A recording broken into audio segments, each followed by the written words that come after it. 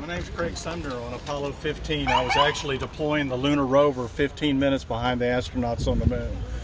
More importantly, I got to work on the design and the development in a year and a half from initial concept to delivery to the Kennedy Space Center. So our tires were made out of piano wire. We had a plus or minus 250 degree Fahrenheit design limit for the spacesuits, the rover, and for the limb that they had on the moon. So pretty neat. You should have a good run today. It's a pretty rough course, but if something breaks, learn from it. If it works the first time, you're very, very fortunate, okay? So good luck to your experience and just keep going forward, okay? So there you go. There's my Lunar Rover. There you go. Thank you.